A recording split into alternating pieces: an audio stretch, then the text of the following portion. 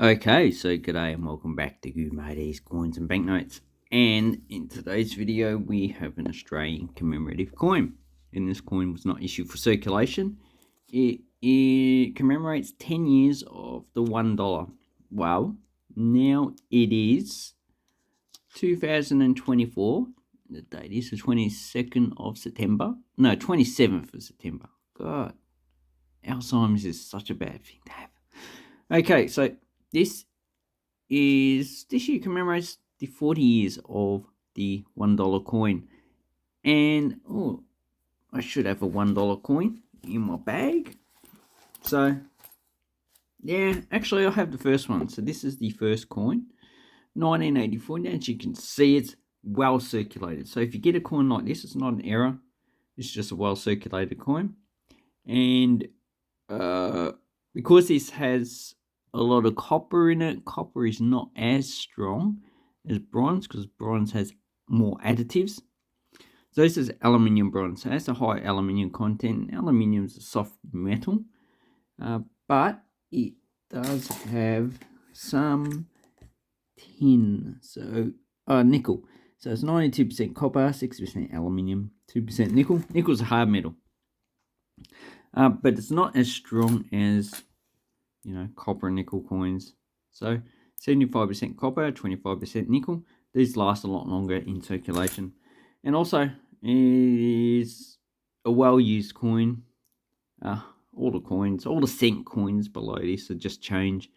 This one you can probably buy something with it, half a litre of milk or something like that. And that's what this coin commemorates. So they were issued at the shows. So we have the Royal Easter Show. This one was Sydney, as it says on the pack. We have another two one was issued at Melbourne, one at Canberra. So this one has a mintage of 74,426. The Melbourne, 65,440. The Canberra, 123,318. So, this is at a time period in which they just pump these out. Pump and dump. And it wasn't, it would have been resellers trying to dump them as well. People would have gone to the shows, got a lot of these coins and tried to sell them. Obviously, the internet wasn't big back then, so they would have had to sell them in other ways. Probably going to coin shows and stuff like that. Okay, so you open up the inside. We'll just take the coin out so you can have a look at the actual reading. And you can see it's going black, so this is starting to tone it because the oxygen can get to it and soak in my hands. Okay, yeah, commemorating the replacement of the $1 note, designed by Vladimir Gottfeld, symbolizes transformation of $1 note to a coin, featuring the S mint mark, blah blah blah, show by, on, whatever. You can write information, and here we have information about the actual minting. So weight 9 grams, 25.12 millimeters, aluminium bronze.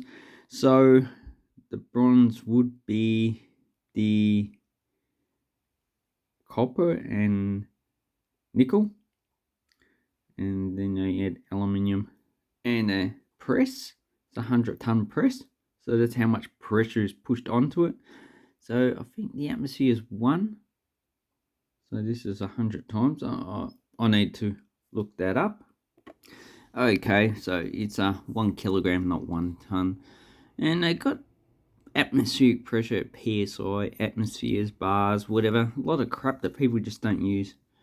They should actually scrap a lot of those different measurements and make it more of a standard one.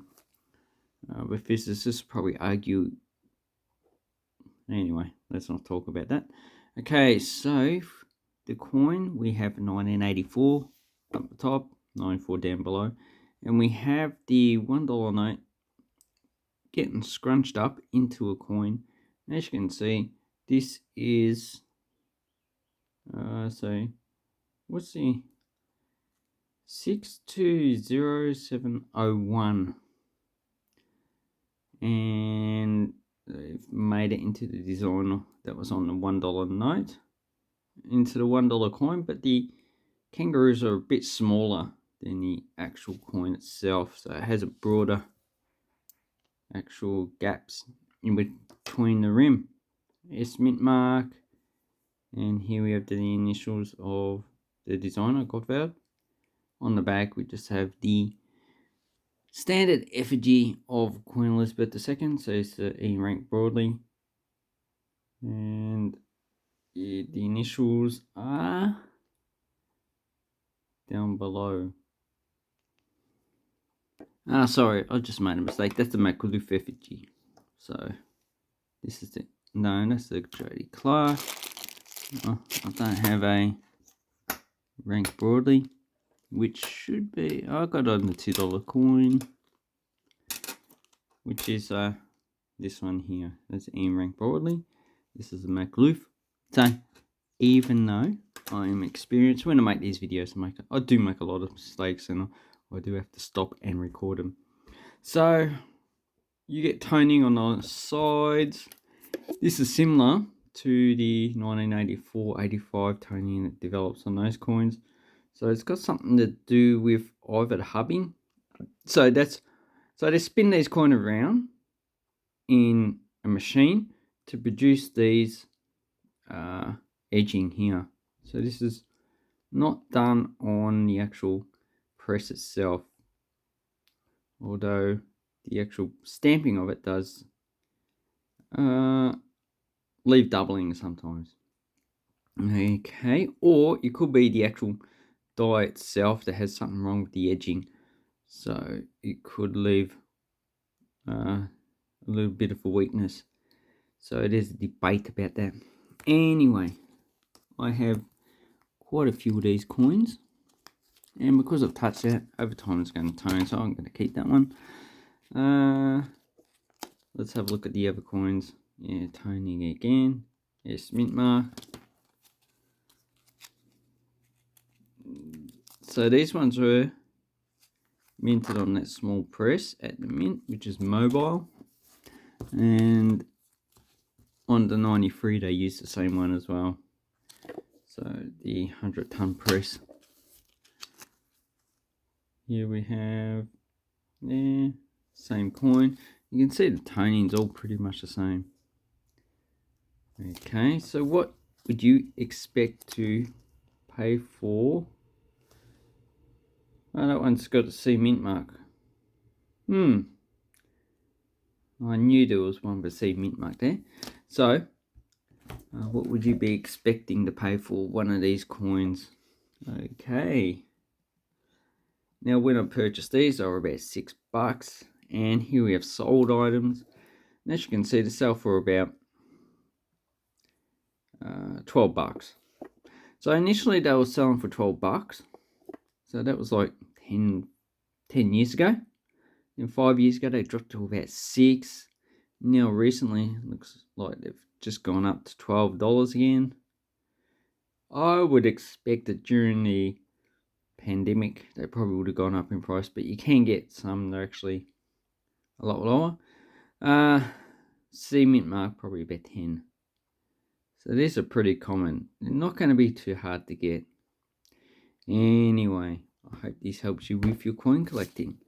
So not a bad coin to actually get if you like this type of commemorative stuff, but don't pay any more than $12 for one of these coins. They're just too common to get, and seems like dealers still have a lot of them, and a lot of these groups still go around, so you can still buy these in bulk. Anyway, I'd like to say thank you very much. Have an awesome coin and banknote collecting time, and take care. Thank you and goodbye.